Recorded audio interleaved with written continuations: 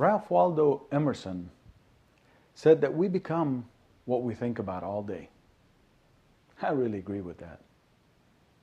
See, I was raised thinking that I was not intelligent enough to be what I wanted to be, to grow to the person that I would like to become. Your results really are a reflection of your own thoughts.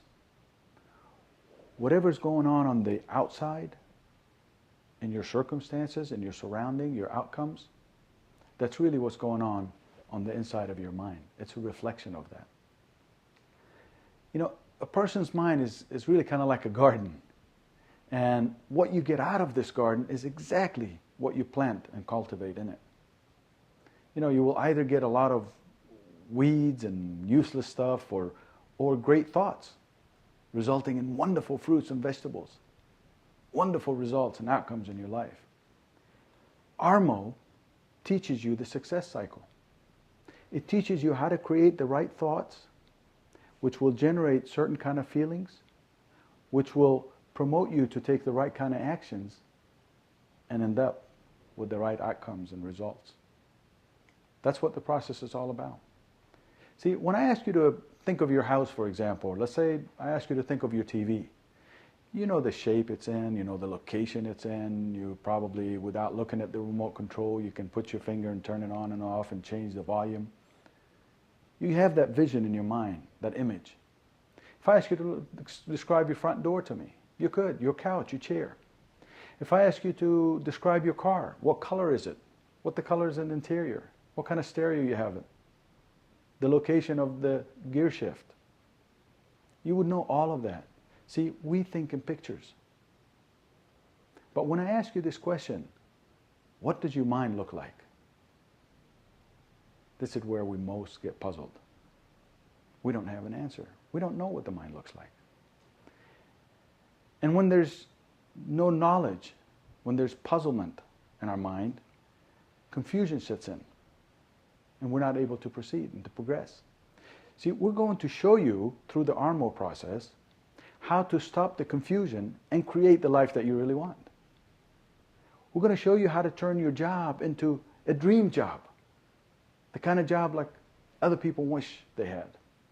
See, back in 1934, a doctor by the name of Thurman Fleet was very, very involved in the healing arts.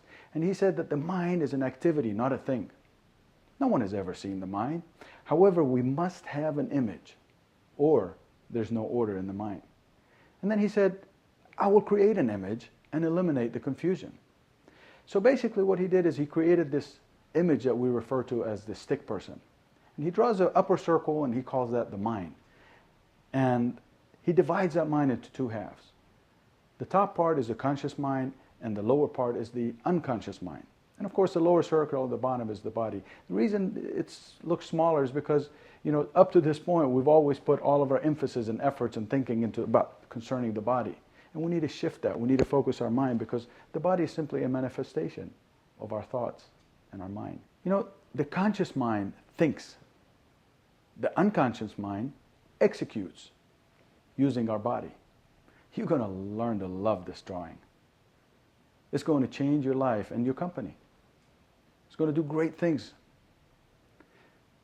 So the conscious mind is in the upper half, and that's our thinking mind. The conscious mind is our educated mind. It's our intellectual mind. This is the mind that the schools are interested in cramming a bunch of information into. Our subconscious mind, on the other hand, is our emotional mind. This is our feeling mind. The conscious mind has the ability to choose. It has the ability to accept, reject, or even neglect any information that's been given into it.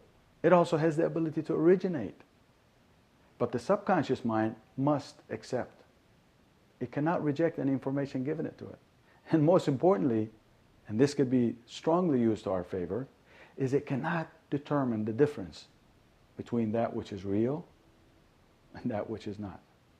Things that are imagined. It doesn't know the difference. See, the conscious mind is where the image is made of what you really, really desire. This desire should be impressed with emotions to the unconscious mind. And so what happens is you create that image in your conscious mind, and with emotions and feelings you get involved with that particular image, and you allow your body to flow and take the right actions with those feelings, with those emotions, and that action will end up with the kind of results that you should get, because that's what you want, because you've got the right mindset and you're thinking the proper way. So how do we gather information from our environment? The average person gathers information through their senses. We're able to see, hear, smell, taste, and touch. And these are connected to our conscious mind like little antennas, constantly gathering and collecting information from our environment. From the TV, the radio, the news, friends, relatives, work, our employers. But see, we're intellectual beings. We have our intellectual mind as well. And with that intellectual mind comes intellectual faculties. And you know that most people don't even know what those faculties are. But those faculties are our perception, our will, our imagination, memory, intuition, reason. You see, and when we learn how to properly utilize these intellectual faculties, we can literally send our paradigms, our habit, our limiting factors on the first bus out of town. We can get rid of them. See, Armo teaches you to use your intellectual factors instead of just your physical senses. We need our physical senses to gather the information, but we will use our intellectual factors to analyze and to get the best out of whatever information is being gathered. So let's look at perception for a moment. You know, as a young elephants, they train in some parts of the world, they take young elephants and they put a big chain on their leg. And they also put a pole somewhere, 15, 20 feet away or so. And as this baby elephant tries to run away, every time it runs, it hurts its ankle because that chain is very tight and very strong around its ankle. And so what happens is this elephant begins to realize that it can only go so far away from this particular pole in any direction. And as this elephant grows and it becomes big and strong and powerful to the point to where it could tear easily that pole and everything that's connected around it. But because of the way that it was programmed, the perception that it has is when it sees that pole somewhere, even if the chain is not connected to it at that point, it will only go that many feet away from that pole in any direction. See, that's how we grow up. See, some people look at opportunities and see nothing but obstacles. Others look at obstacles and see nothing but opportunities. This is what Armo is going to help you do. Look at everything as opportunities and ways to grow. The will is our ability to hold what you want on the screen of your mind to the exclusion of any other interruption. See, the will to the mind is like a magnifying glass to the sun. You can lay in the sun and get a nice tan within hours, or you can put a magnifying glass and burn a hole in your leg within minutes. See, that's the faculty that people like Edison and Disney and the Wright brothers and Ford have used to get to the goals that they had.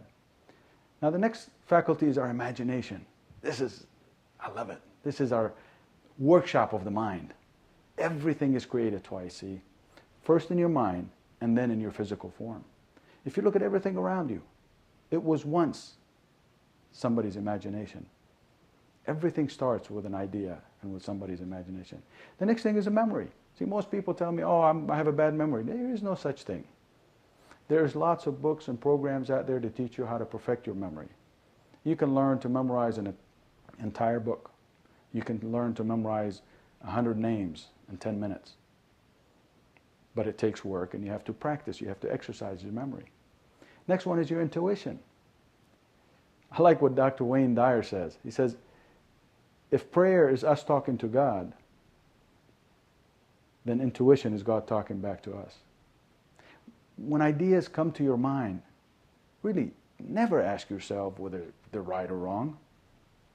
You need to ask yourself only one question. Will this idea bring me closer to my goal? That's the only thing you need to concern yourself with. The next one is reason. See, we can reason ourselves into or out of just about any situation and scenario. Losers look at what they are going through. Winners, on the other hand, look at what they are going to. Always look at your goal. Always look at your purpose. Are you living in that direction? So what happens is you create the image in your mind, and as you create your image in your mind, you get yourself emotionally involved with that image. You get excited about it. You begin to see it happening. You begin to see yourself at the end. See the end in the beginning. And as you get emotionally involved with it and excited about it, what happens is your body becomes relaxed and happy and feels good. And as you have good feelings in your body, then you begin to take the proper actions. The actions that you take reflect goodness and happiness and good things. And as a result, you get the right outcomes. The outcomes that you were hoping for. The outcomes for whom, for what, you put the right kind of thoughts in. Now, imagine this for a minute. Imagine a juicer. You know, you've seen those juice machines that you put fruits and vegetables in and you end up with a juice of your choice. And let's call this the unconscious mind, for example, the motors and the equipment that turns on the inside. And the top chute where you put your fruits and vegetables, let's call that the conscious mind. And let's call the fruits, the juice, if you will, let's call the juice and as the outcomes in your life that you wish to have. And also let's refer to all the fruits and vegetables that you could possibly put into it. Let's refer to those as your thoughts. You see, your focus needs to always be on the flavor juice that you want. See, if you want a sweet juice, you can't just walk into the fridge or your cabinet and just blindly pull out some things and throw them in the chute. Because you never know what you're going to get. You may end up with something sour, you may end up with something bland. You don't know what you're going to get. You have to get yourself thinking about what kind of outcome do I want? What kind of results do I want in my life? Then you pick the proper fruits and vegetables or thoughts that are in harmony with that outcome. It is impossible to take a slice of tomato and a broccoli and expect something sour to come out. Or it's impossible to put a lemon in and expect something sweet to come out. And one of the worst things that you could possibly imagine is taking negative thinking, let's say call it rotten fruits and vegetables, and put it in the chute and expect to get fresh juice. How's that possible? And yet in life we go on thinking negative thoughts, thinking bad things, thinking debt, thinking tragedy, and feeling bad because we're not getting the things that we kind of wish for. It doesn't happen that way. You have to put the right kind of thoughts. Choose your thoughts thoughtfully. See, always think in terms of now. Always think in terms of how can I get something done? Never, ever spend any amount of time thinking why something cannot be done.